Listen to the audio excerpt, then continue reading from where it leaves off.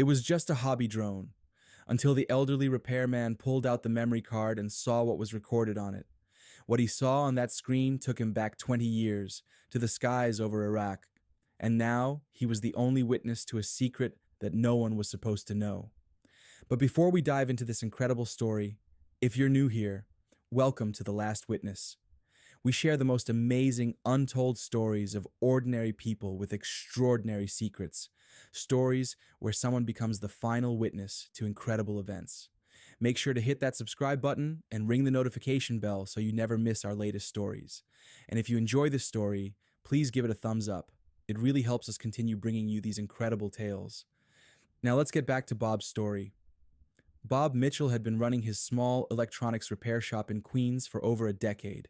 At 58, with graying hair and reading glasses that perpetually sat on the tip of his nose, he looked like any other neighborhood repair guy. Customers would drop off their broken phones, tablets, and increasingly, their damaged drones. To the young college students and hobbyists who frequented his shop, Bob was just the quiet old man who could fix anything electronic for a reasonable price. They had no idea that those weathered hands had once controlled multi-million-dollar military drones over some of the most dangerous airspace in the world. It was a Tuesday morning when Jake Collins walked into the shop. He was young, maybe 22, with a kind of clean-cut appearance that screamed government work. He carried a small commercial drone, nothing fancy, just a basic model with a camera attachment. "Can you take a look at this?" Jake asked, setting the drone on Bob's cluttered workbench. "The gimbal seems to be stuck, and I'm getting some weird error messages." Bob nodded, pulling the drone closer. "What kind of flying were you doing with it?" "Just some aerial photography around the city," Jake replied quickly. "Nothing too intense." There was something in the young man's tone that made Bob look up. In his years of military service, he'd learned to read people. This kid was nervous about something. "Leave it with me," Bob said. "Should have it ready by Thursday." "Actually," Jake said, reaching for his wallet, "I'm kind of in a hurry. Could you just do a quick diagnostic? I can wait." Bob studied the young man for a moment, then shrugged. "Sure, have a seat." As Bob began his examination, he noticed something odd. The drone had been modified, subtle changes that most repair techs would miss, but his trained eye caught them immediately. The camera housing had been reinforced, and there were additional data ports that shouldn't be there on a consumer model. "Interesting modifications," Bob commented casually. Jake's head snapped up from his phone. "What do you mean?" "Oh, just some custom work. Looks professional." Bob kept his tone neutral, but internally, alarms were going off. This wasn't just any hobbyist drone. As he worked, Bob's muscle memory took over. His hands moved with the precision of someone who had spent years working with aircraft electronics. He'd been the best drone pilot in his squadron, back when the technology was still new and the missions were classified at the highest levels. "You seem to know what you're doing," Jake observed, watching Bob's practiced movements. 20 years fixing electronics," Bob replied, which wasn't entirely a lie. The gimbal issue was minor, just a loose connection, but as Bob tested the system, he noticed the memory card slot. Standard protocol for any repair was to check if customer data needed to be backed up. "Mind if I check your footage to make sure the camera's working properly?" Bob asked. Jake hesitated. "Actually, there's nothing important on there, just test shots." That hesitation was all Bob needed to hear. When Jake excused himself to take a phone call outside, Bob quickly removed the memory card and inserted it into his computer. What he saw on the screen made his blood run cold. The footage showed aerial views of a luxury hotel in Manhattan, but not tourist shots. These were surveillance runs, systematic and professional. The camera lingered on specific windows, tracked vehicles entering and leaving, and captured faces with military precision. But it was the timestamp that really got his attention. The footage was from 3 days ago, and Bob recognized the building. It was the same hotel where Marcus Thompson was supposedly staying. Marcus Thompson. A name Bob hadn't heard in 20 years, but one he'd never forget. Bob's hands trembled as he scrolled through more footage.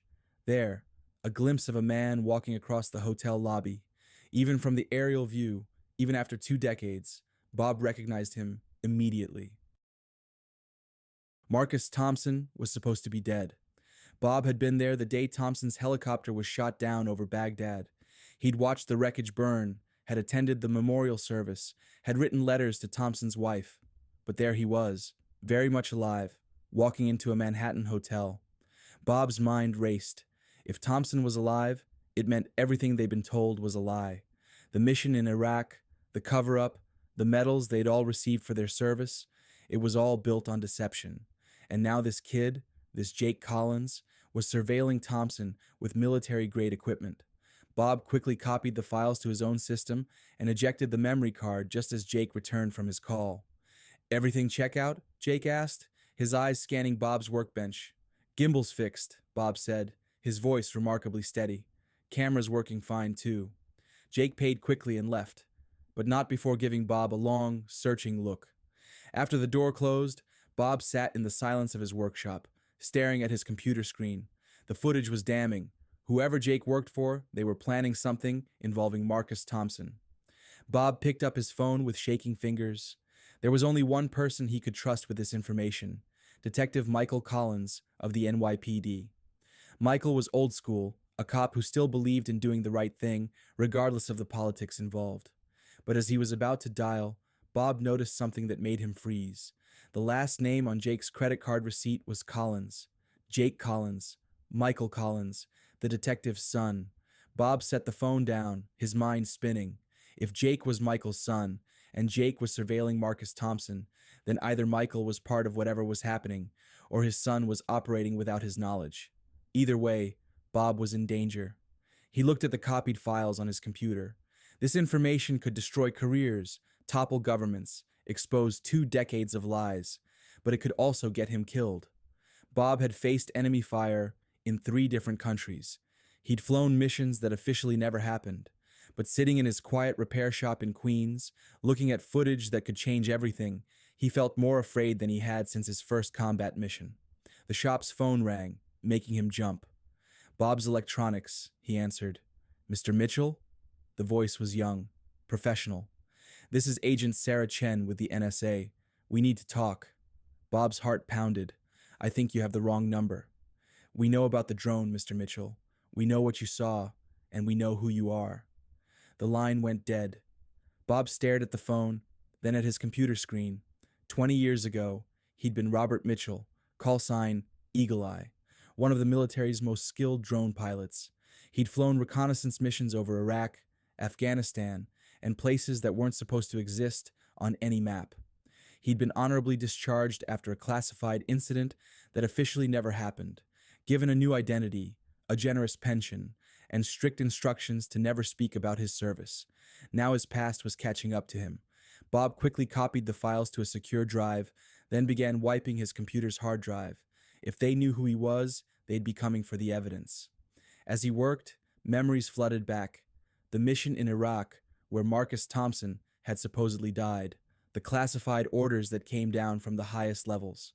The cover-up that followed. Bob had always suspected there was more to the story. Thompson had been working on something big, something that involved corporate contracts and political connections. When his helicopter went down, a lot of questions died with him, or so they thought. The sound of vehicles outside made Bob look up. 3 black SUVs had pulled up in front of his shop. Bob pocketed the secure drive and moved to the back of the shop. There was a rear exit that led to an alley, but as he approached, he could see figures moving in the shadows. They had him surrounded. Bob returned to his workbench and sat down heavily. After 2 decades of peaceful anonymity, Robert Eagle Eye Mitchell was about to face his past. The shop's front door opened with a soft chime. Jake Collins entered first, but he wasn't alone. Behind him was a woman in her 40s with the bearing of someone accustomed to authority. This had to be Agent Chen. Mr. Mitchell, she said, approaching his workbench, we appreciate your service to this country, both past and present. Bob looked up at them. What do you want? We want to offer you a choice, Chen replied.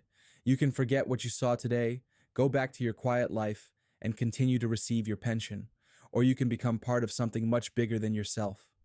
And if I refuse both options? Chen's expression didn't change. I don't think you want to find out. Bob looked at Jake, who wouldn't meet his eyes. Does your father know what you do for work? Jake's jaw tightened. My father thinks I work for a tech startup. Maybe he should keep thinking that, Bob said quietly. Chen pulled up a chair. Mr. Mitchell, Marcus Thompson didn't die in Iraq. He was extracted because he discovered something that threatened national security. For 20 years, he's been living under federal protection, helping us track and eliminate threats to this country. Then why the surveillance?